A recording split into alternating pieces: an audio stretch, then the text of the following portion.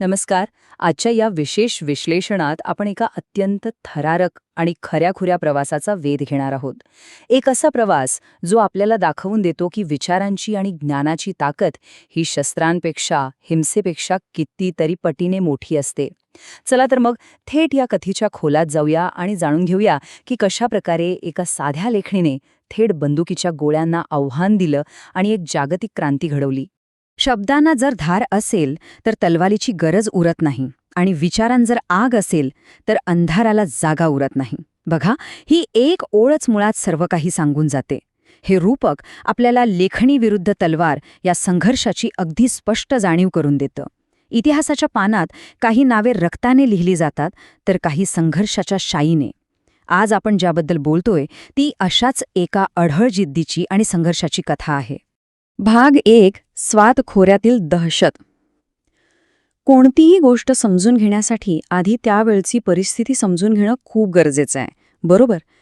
तर हा तो काळ होता जेव्हा भीतीची काळी छाया हळूहळू एका अत्यंत सुंदर प्रदेशावर पसरत होती. आता एका गोष्टीची कल्पना करा. एकीकडे पर्यटनाचा आनंद देणारं, निसर्गरम्य आणि शांत असं मिंगोरा शहर, आणि दुसरीकडे अचानक आलेली तालिबानी राजवट. खरं तर स्वात खोऱ्याला त्याच्या निसर्ग सौंदर्यामुळे पूर्वेकडचे स्वित्झर्लंड म्हटलं जायचं. पण जेव्हा तालिबाननी तिथे ताबा मिळवला तेव्हा चित्र कसं पालटलं माहितीये? निसर्गाचा तो सुंदर सूर आणि माणसांची सुरक्षितता दोन्ही क्षणात हरपली. मुलींच्या शाळांना थेट कुलूप ठोकण्यात आलं आणि तिथे फक्त दहशतीचा एक भयावह सन्नाटा पसरला. यावरूनच आपल्याला या परिस्थितीची भीषणता लक्षात येते. पण अशा या भयावह आणि अंधाऱ्या परिस्थितीतही आशेचा एक किरण होता. झियाउद्दीन युसुफजाई, म्हणजे मलालाचे वडील. ते केवळ एक शिक्षक नव्हते बरं का, तर ते शिक्षणाच्या एका प्रबळ विचारधारेचे जिवंत उदाहरण होते. त्यांच्याच शाळेतून मलालाने शिक्षणाचे धडे गिराळे.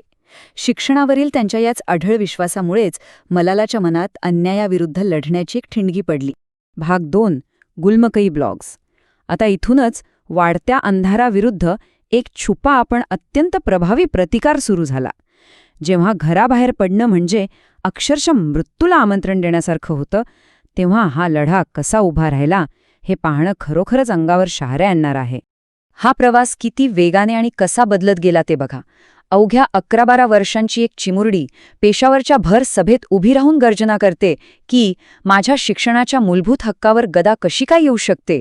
विचार करा केवढं हे धाडस. आणि त्यानंतरच्याच काही महिन्यात ती एका साध्या कागदालाच आपलं सर्वात मोठं शस्त्र बनवते. गुलमकई या टोपण नावाने ती बीबीसीसाठी उर्दूमध्ये ब्लॉग्स लिहू लागते आणि आपला आवाज जगापर्यंत पोचवण्याचं एक अभूतपूर्व पाऊल उचलते. कागदावर उतरले शब्द तिचे जणू क्रांतीची ती हाक होती. नाव लपवले जगापासून, पण विचारांना मोठी झेप होती. हे बीबीसीवरील ब्लॉग्स ना केवळ साधे लेख नव्हते. ते एका बंदिस्त समाजाचं जगाकडे केलेलं अत्यंत हतबल पण तितकंच धाडसी आर्जव होतं.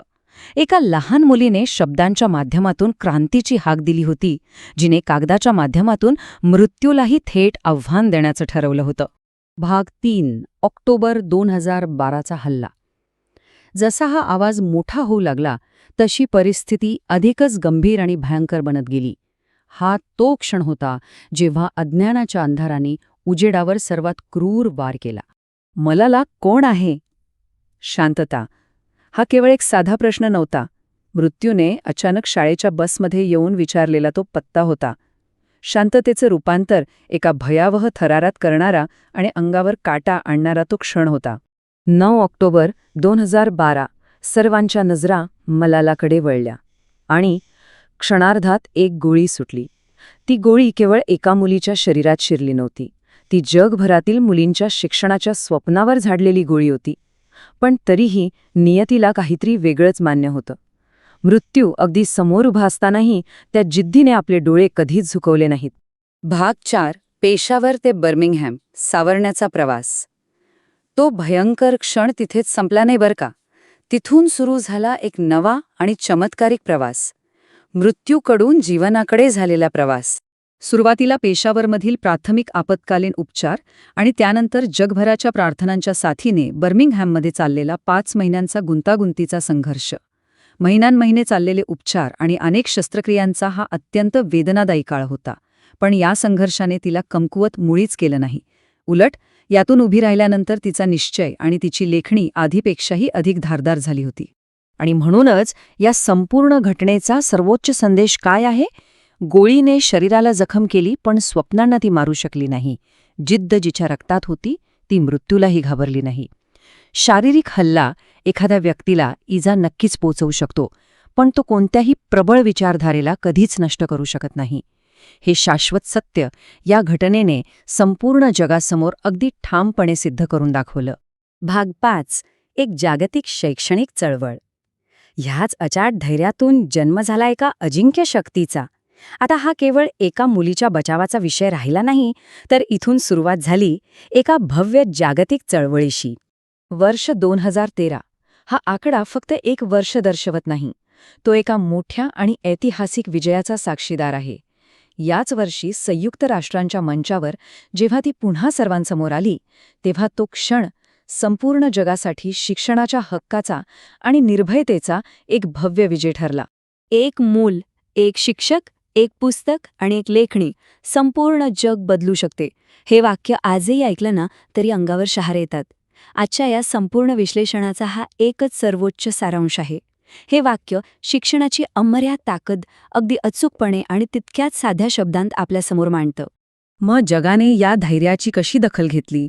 नोबेल शांती पुरस्कार, सखारोव्ह पुरस्कार आणि राष्ट्रीय युवा शांती पुरस्कार.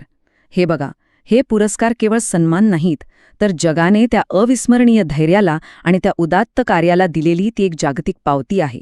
विशेष म्हणजे मलाला ही नोबेल पारितोषिक मिळवणारी आजवरची सर्वात तरुण मानकरी ठरली. यावरूनच अन्यायाविरुद्धचा हा लढा किती महत्त्वाचा आहे हे सिद्ध होतं. म्हणूनच आय एम मलाला हे नाव आज केवळ एका आत्मचरित्रापुरतं मर्यादित राहिलेलं नाही. आज आपण बघतोय की आजही तालिबानी धमक्यांचे ढग घोंगावत आहेत, तरीही ही चळवळ थांबलेली नाही. हा केवळ एक भूतकाळ नाहीये.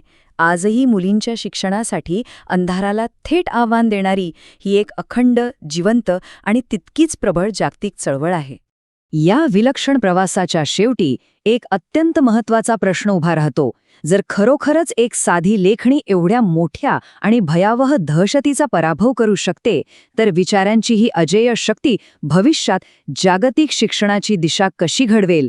लेखणी आणि बंदुकीच्या या संघर्षात नेहमी ज्ञानाचाच विजय होतो. या अथांग ताकदीचा आपण सर्वांनीच विचार करायला हवा. आजच्या या विश्लेषणातून मिळालेली हीच ती प्रेरणा आहे जी कायम आपल्या सोबत राहील.